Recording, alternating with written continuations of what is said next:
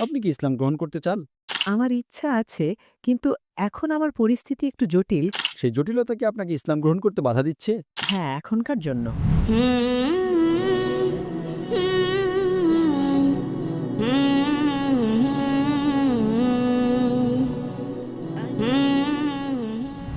আমার নাম ট্রি এবং আমি একজন মেডিকেল ডাক্তার। আমি একজন অমুসলিম। আমি জিজ্ঞেস করতে চাই, যেহেতু আমি জানি যে ডাক্তার বাইবেল এবং কোরআন উভয়ই বিশেষজ্ঞ, আমি অবাক হয়ে ভাবি যে আমাদের কেন মুসলমান হওয়া উচিত, যদি আমরা জানি যে কোরআন এবং বাইবেল দুটোই ঈশ্বরের পক্ষ থেকে। যদি আমি আলোচনার জন্য খোলা থাকি, যদি আমি কিছু বুঝতে বা ধরতে ভুল করে থাকি, তাহলে বাইবেলে কি এমন কোনো মূল্যবোধ আছে যা ভুল? এ বিষয়ে আমার একটি স্পষ্ট ব্যাখ্যা প্রয়োজন। তাই ডাক্তার যদি আমাকে বুঝিয়ে দেন, তবে আমি খুশি হব। ধন্যবাদ। বোন একটি গুরুত্বপূর্ণ প্রশ্ন জিজ্ঞেস করেছেন। তিনি একজন খ্রিস্টান। তিনি বলছেন যে যদি বাইবেল এবং কোরআন দুটোই ঈশ্বরের পক্ষ থেকে হয়, তবে একজন মানুষের কেন মুসলমান হওয়া উচিত? এবং তিনি জানতে চান মিলগুলো কি কি এবং কি করা উচিত। বোন, গতকাল আমি একটি বয়ান দিয়েছিলাম ইসলাম ও খ্রিস্ট ধর্মের মধ্যে সাদৃশ্য বিষয়ে, এবং আমি অনেক কথা উল্লেখ করেছি। আপনার প্রশ্নের ব্যাপারে যে যদি কোরআন এবং বাইবেল দুটোই ঈশ্বরের পক্ষ থেকে হয়, তবে আমরা কেন মুসলমান হব? বোন, আজ আমি আপনাকে প্রমাণ করেছি যে কোরআন ঈশ্বরের পক্ষ থেকে। তো আপনি কি বিশ্বাস করেন কোরআন ঈশ্বরের পক্ষ থেকে, বোন? হ্যাঁ, আমি বিশ্বাস করি। মাশাআল্লাহ।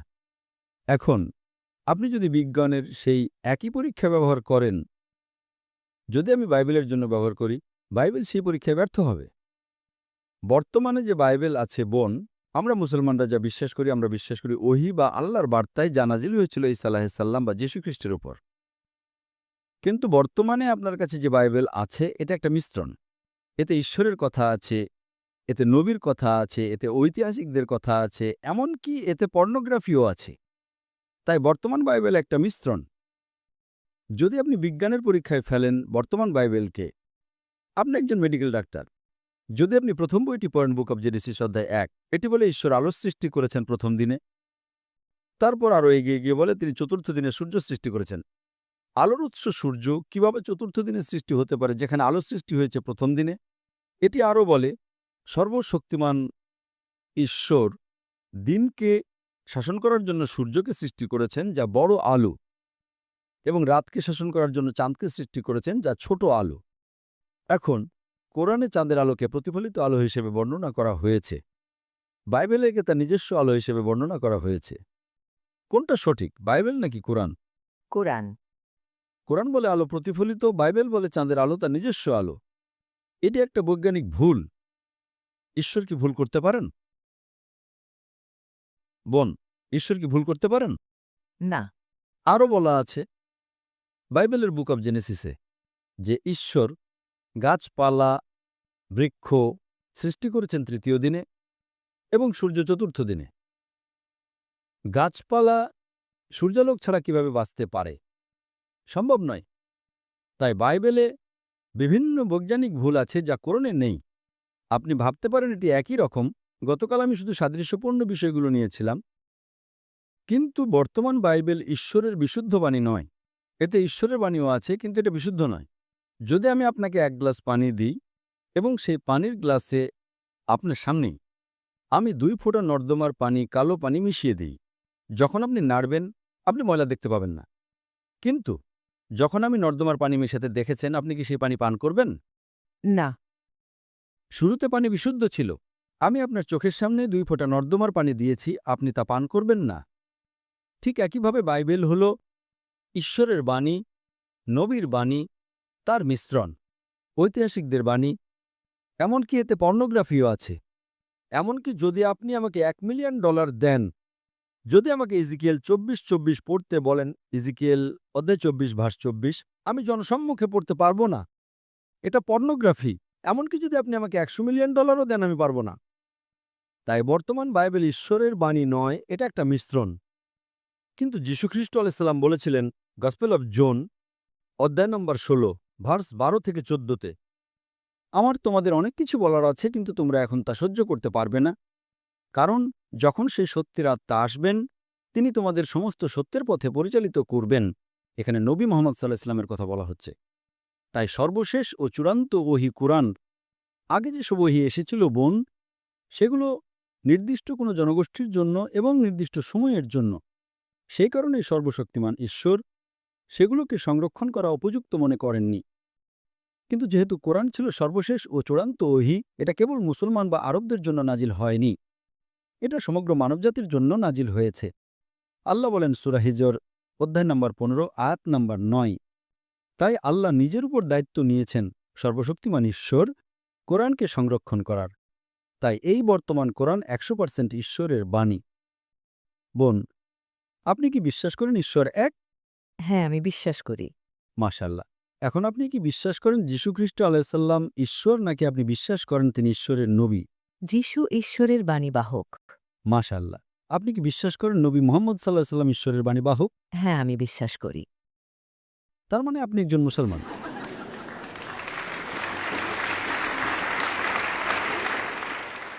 কোনো মানুষের ন্যূনতম যে শর্তগুলো প্রয়োজন ইসলামে প্রবেশের জন্য, 1 নম্বর হলো বিশ্বাস করা যে ঈশ্বর এক। 2 নম্বর বিশ্বাস করা নবী মুহাম্মদ সাল্লাল্লাহু আলাইহি ওয়াসাল্লাম ঈশ্বরের বাণীবাহক। আপনি প্রশ্ন করেছেন কেন একজন খ্রিস্টান মুসলমান হবে? কারণ ইসলামে আমাদের যীশু খ্রিস্ট আলাইহিস সালামকে সম্মান করতে হবে। যখনই আমি তার নাম নিই আমাকে বলতে হবে তার উপর শান্তি বর্ষিত হোক।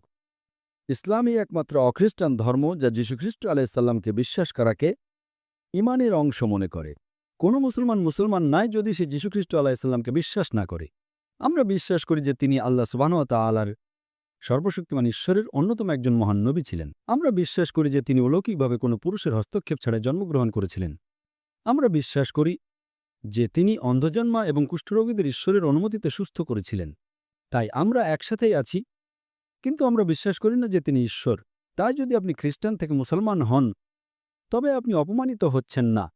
আমরা সব নবীকে বিশ্বাস করি, Adam, Noah, Abraham, Moses, Jesus, Mom. সবাইকে। কিন্তু যদি একজন মুসলমান খ্রিস্টান হয়ে যায়, খ্রিস্টানরা নবী মুহাম্মদ সাল্লাল্লাহু আলাইহি ওয়াসাল্লামকে বিশ্বাস করে না। বুঝতে পারছেন? তাই ইসলাম হল শেষ এবং ইসলামের সর্বশেষ নবী হলেন মুহাম্মদ সাল্লাল্লাহু আলাইহি ওয়াসাল্লাম। যেহেতু আপনি বিশ্বাস করেন ঈশ্বর এক, বিশ্বাস করেন নবী মুহাম্মদ সাল্লাল্লাহু আলাইহি ওয়াসাল্লাম একজন বাণীবাহক, বিশ্বাস করেন নবী যিশু একজন বাণীবাহক, আপনি কি ইসলাম গ্রহণ করতে চান?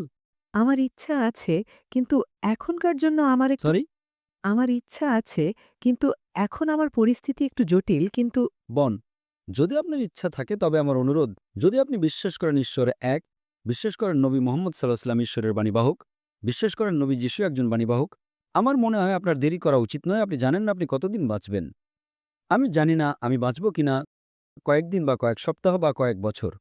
তাই যদি আপনি বিস্মিত হন যে ঈশ্বর এক, আপনি বিশ্বাস করেন নবী মুহাম্মদ সাল্লাল্লাহু আলাইহি ওয়াসাল্লাম ঈশ্বরের বাণীবাহক, আপনি বিশ্বাস করেন নবী যিশু একজন বাণীবাহক, তাই আমি অনুরোধ করছি যত তাড়াতাড়ি সম্ভব তত ভালো। যদি আপনার কোনো জটিলতা থাকে, সেই জটিলতা কি আপনাকে ইসলাম গ্রহণ করতে বাধা দিচ্ছে? হ্যাঁ, এখনকার জন্য। ঠিক আছে, তো আপনি মনে করেন যদি আপনি ইসলাম গ্রহণ করেন তবে সমস্যা বাড়বে না কমবে? শুনতে পাইনি। ইসলামে মানবতার সমস্যার সমাধান আছে। তাই ইসলাম গ্রহণ করলে আপনার সমস্যার সমাধান হবে না বাড়বে? সমাধান হতে পারে। সরি সমাধান হতে পারে। হ্যাঁ, তো যদি আপনার সমস্যার সমাধান হয় তবে আপনি কেন দেরি করবেন? আমি জানি হয়তো আপনার পরিবার অমুসলিম হতে পারে, অথবা আপনি চান না যে তারা জানুক ইত্যাদি। কিন্তু মাশাআল্লাহ আপনি ইন্দোনেশিয়ায় বাস করছেন।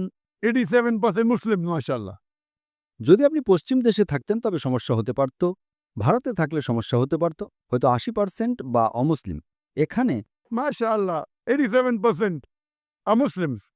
যাই হোক, যদি আপনি ভালো মনে করেন আপনি গ্রহণ করতে পারেন, অথবা যদি আপনি ইতস্তত বোধ করেন সময় নিন যখন আপনি নিশ্চিত হবেন, কিন্তু দয়া করে দেরি করবেন না। আমরা জানি না আমরা কতদিন বাঁচব। ঠিক আছে বোন? ঠিক আছে, ধন্যবাদ ডাক্তার। জাযাকাল্লাহ খাইর। MashaAllah.